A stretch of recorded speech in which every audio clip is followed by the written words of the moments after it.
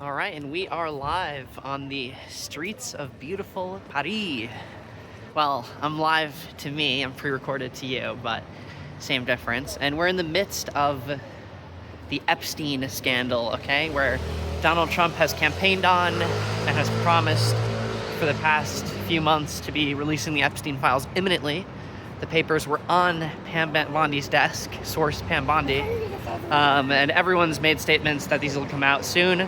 And then the past few weeks, we've started to get little bubbles, little rumors, Kash Patel and Joe Rogan, high administration officials just kind of like, oh, maybe they'll come out, who's to say? And now finally, the floodgates are kind of opening up and people are starting to say, no, those are not coming out.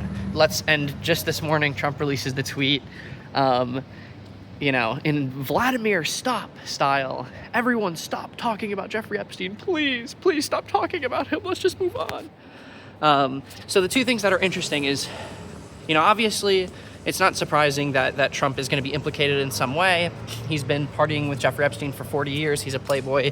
He's gone through 3 imported supermodel wives, and plenty of girlfriends, and plenty of other, situations. He is legally a rapist, so, he's legally probably a rapist, not legally definitely a rapist. He's only civilly liable for that one. So, he has his skeevy backstory. Everyone who isn't living under a rock is gonna understand he's gonna be in these files in some way, so that's not interesting. What are the two things that are actually interesting about this revelation, that Donald Trump does not want these files released, okay, is, thing number one is that there was never a game of 4D chess going on, right? Is that there's a million political tactics and ways that this could have been played that isn't, we're going to release these files. There's a lot of really crazy stuff in them. Everyone in the government is a pedophile.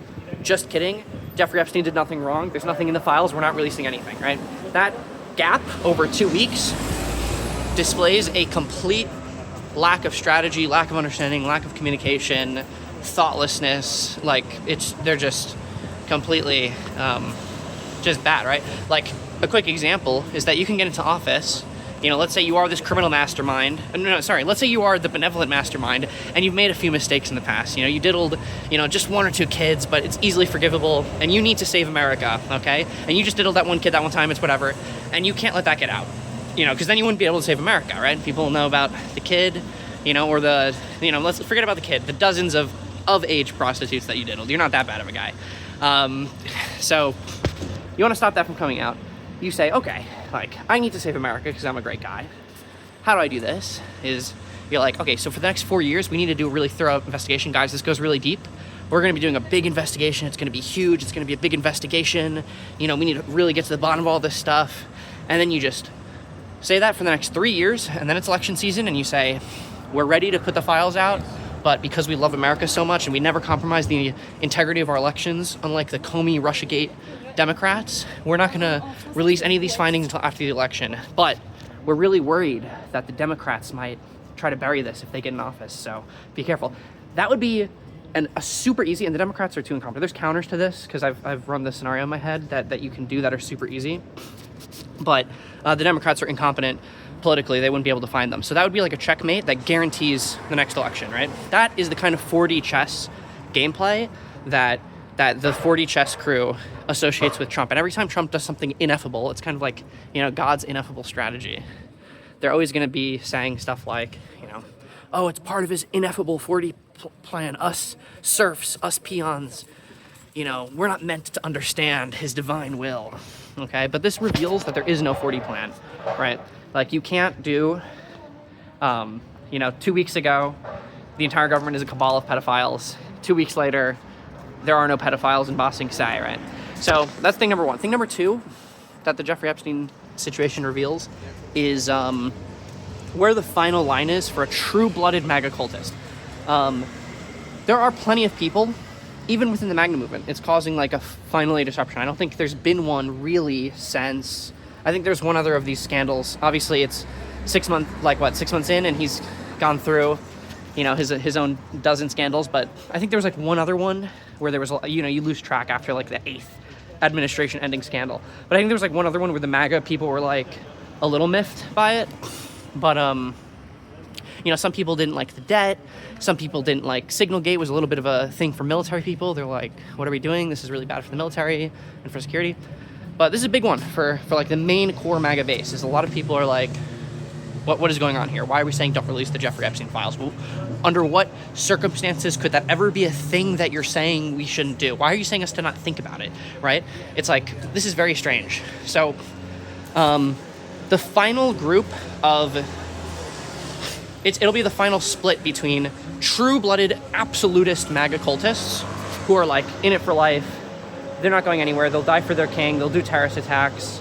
You know, these guys are ready to be the vanguard, you know, once crazy shit, you know, if there's any crazy shit they need to do, they'll go for it.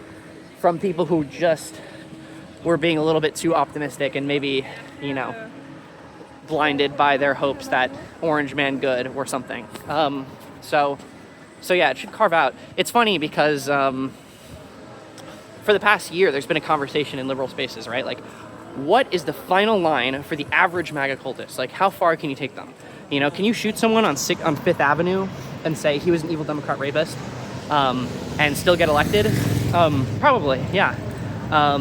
Can you do any of the past 10 scandals? You know, take the Qatari jet for $1 billion, just a cute little $1 billion gift from a geopolitical rival. You know, that's what they do, is they hand out billions of dollars to their geopolitical rivals. Very common gifting strategy, you know. You know, how many of these scandals can we run through? Can we blow out the deficit by $4 trillion from the deficit while cutting $1 trillion from Medicaid?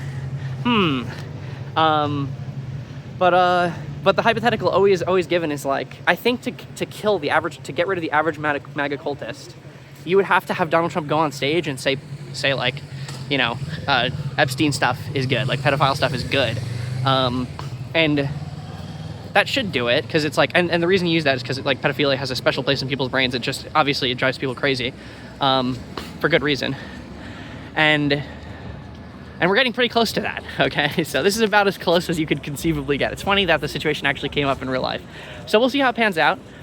And spoiler alert for next video, we're entering this beautiful park, and we got a couple of them loaded up to start sending out. All right, that'll be it for this one.